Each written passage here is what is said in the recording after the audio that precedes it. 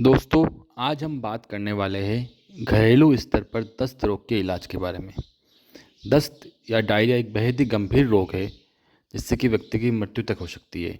और वही चीज़ अगर छोटे बच्चों में हो जाए तो उसकी गंभीरता और भी बढ़ जाती है।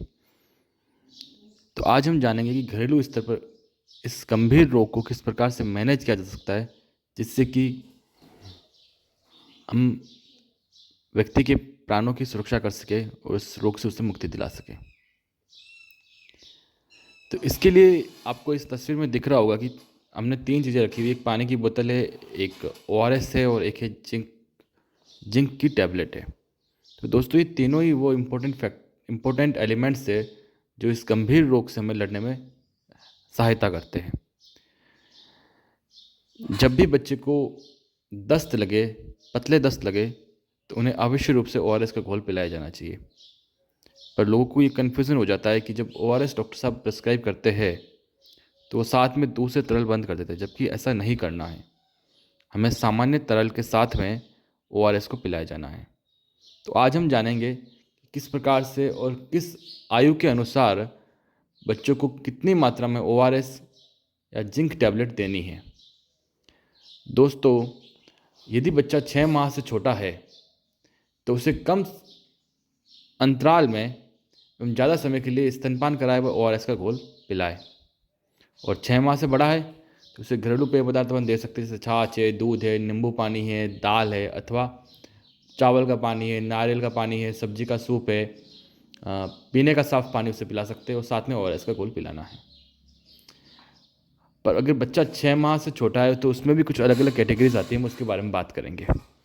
एक बात आवश्यक तौर पर आप ध्यान रखें कि बच्चे को सामान्य तरल के साथ में ओआरएस देना है, सिर्फ ओआरएस नहीं देना है उसे। अगर वो पानी पी रहा है, माँ का दूध पी रहा है, थोड़ा बड़ा बच्चा है जो कुछ चीज़ें खा पी सकता है, छाछ है, दूध है, नींबू पानी है, तो उसे वो चीज़ भी देनी है और साथ में हमें ओआरएस का घोल भी पिलाना है। तो अगर बच्चा 0 से 2 माह का है तो उसे 5 चम्मच ओआरएस का घोल प्रत्येक पतले दस्त के बाद में देना है, छोटे टीस्पून वाले। अगर वो बच्चा 2 माह से 2 वर्ष का है शिशु, तो उसे 1/4 से आधी गिलास तक अथवा 50 से 100 ml तक ओआरएस का घोल प्रत्येक पतले दस्त के बाद में देना है। और यही बच्चा अगर 2 वर्ष से 10 वर्ष का बच्चा है तो हम उसे आधे गिलास से 1 गिलास मतलब 100 ml से लगभग 200 ml तक ओआरएस प्रत्येक पतले दस्त के बाद में देना है। एक बात और आपको ध्यान रखनी है, जब आप उस बच्चे की देखभाल करें तो हमें ओआरएस का घोल उसे लगातार छोटे छोटे घूंट में पिलाते रहना है। और यदि ओआरएस का घोल पीने के बाद में बच्चा उल्टी करता है तो 10 मिनट तक रुके और फिर से उसे पुनः थोड़ा धीरे धीरे ओआरएस का घोल पिलाएं और अतिरिक्त तरल पदार्थ उसे साथ में देना है। अब दूसरी बारी आती है जिंक की। तो जिंक के लिए नियम होता है कि ये 14 डेज़ के लिए दी जाती है, लगभग 14 दिनों के लिए, 2 वीक के लिए जिंक दी जाती है, 14 दिन के लिए।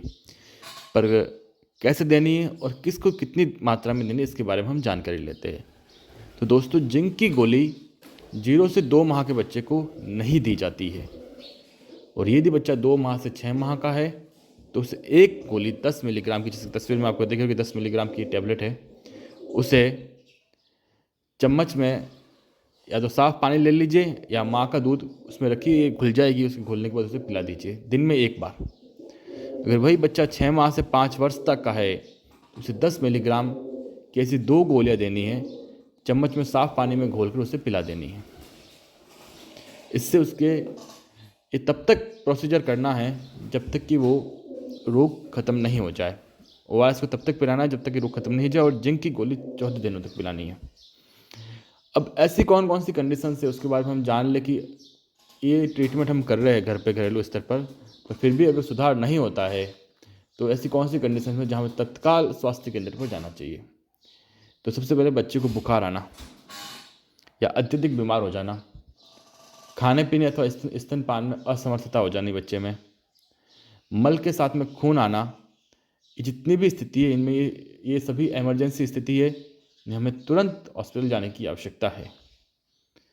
दूसरा, यदि बच्चा अति कुपोषित है ना, तो उस श्रेणी में भी हमें उसे हायर सेंटर पर रेफर करने की आवश्यकता होती है। और जब भी बच्चे को खाना खिलाए या उसके लिए खाना बनाएं तो उसके पहले और बाद में आपको हाथ अवश्य तौर पर धोने हैं और शौचालय के उपयोग करने के बाद में भी आपको हाथ धोने के बाद ही बच्चे को छूना है, उसे टच करना है। इन तरीकों का उपयोग करते हुए आप बच्चे को दस्त के द्वारा होने से जो निर्जलीकरण होता है उससे आप बचाकर उसके प्राणों की रक्षा कर सकते हैं। और यही सेम तरीका ORS घोल को बड़ों को भी पिलाया जा सकता है, चाहे वो किसी भी एज का हो। तो हम जैसे 10 वर्ष तक का बच्चे का हमने यहाँ पर एग्जाम्पल दिया है, कोई उससे भी बड़ा है तो हम उसे भी पिला सकते हैं। तो आज के लिए इतना ही, मिलते हैं अगली बार। धन्यवाद।